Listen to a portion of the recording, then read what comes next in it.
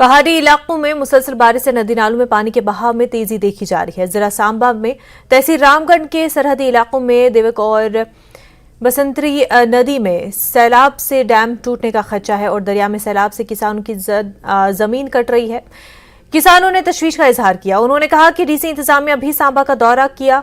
उन्होंने उम्मीद जाहिर की है कि किसानों की जमीन को बचाया जाएगा। हर साल ये नुकसान हमारा होता ही जा रहा है। हमारे इलाके में सबसे पहला नुकसान जो है 2011 में शुरू हुआ था। 11 से लेके आज तक हर साल सालों साल नुकसान होता जा रहा है और हमारे इलाके की तबाही हो गई है। लोगों की हजारों एकड़ ज़मीन जो है बर्बाद हो गई है और तब से हम डेपुटेशन ले लेके हर जगह दौड़ धूप करके डीसी तक और फ्लड कंट्रोल तक, और जब भी हम गए हैं वो कहते हैं कि फंड्स नहीं है।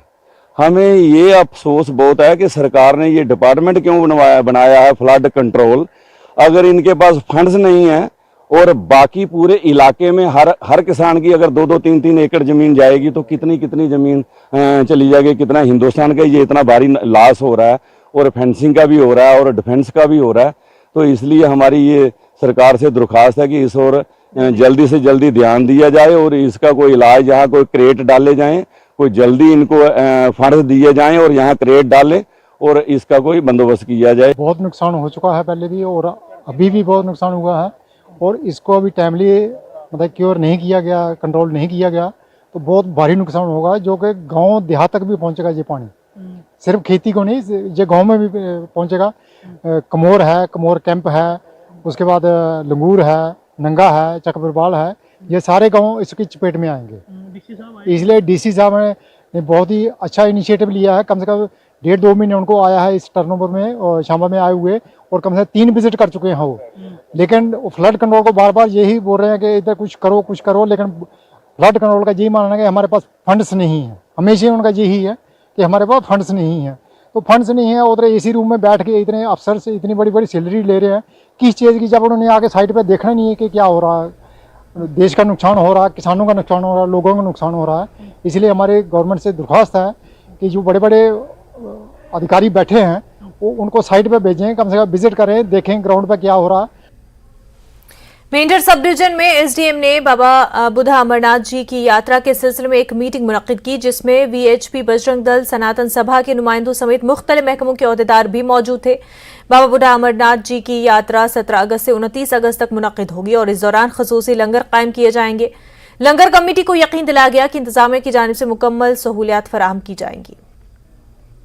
बुढ़ा अमरनाथ यात्रा आती है तो हर व्यक्ति, हर धर्म का व्यक्ति जो है यहाँ इसके इंतज़ार में बैठा है और ये 17 से 29 तारीख तक जो यात्रा है ये चलेगी बुढ़ा अमरनाथ की, जिसमें हर साल की तरह इस साल भी हम यहाँ बीजी के अंदर लंगर की जो व्यवस्था करवाती है वीएचपी, बजरंग दल और हमारे जो हिंदू ऑर्गेनाइजेशन से। और यहाँ ना केवल हिंदू बल्कि यहाँ मुस्लिम भाई भी बढ़ चढ़ कर हिस्सा लेते हैं इस यात्रा में, अपना कुछ न कुछ योगदान देते हैं। कुछ तो मीटिंग का दौर काफ़ी यहाँ चला, डीसी साहब ले रहे हैं मीटिंग्स और आज एसडीएम साहब के ऑफिस में हमारी यहाँ मीटिंग थी जो लंगर हम बीजी में लगाते हैं उसके रिलेटेड। तो वहाँ जो भी प्रॉब्लम्स आती हैं, सबसे बड़ी जो फर्स्ट जो है हमारी टॉप प्रायोरिटी रही है वो सिक्योरिटी का मसला, और जिसमें हर डिपार्टमेंट के यहाँ पर लोग आए हुए थे। यहाँ पर बीएमओ साहब थे, टीएसओ साहब रहे हैं और हर डिपार्टमेंट ने पूरी अच्छी तरीके से यहाँ तावन देने का हमें आश्वासन दिया है और बड़ी अच्छी मीटिंग रही है। तो जो भी प्रॉब्लम्स हैं एसडीएम साहब ने यह अश्योर किया है कि हमारी तरफ से पूरी जो भी सुविधाएं हैं वो दी जाएंगी। और दूसरा यहाँ पर हम आर्मी का भी बड़ा धन्यवाद करते हैं और वहाँ पर कुछ जो भी अरेंजमेंट होता है टेंटिंग का वो आर्मी जो है करवाती है।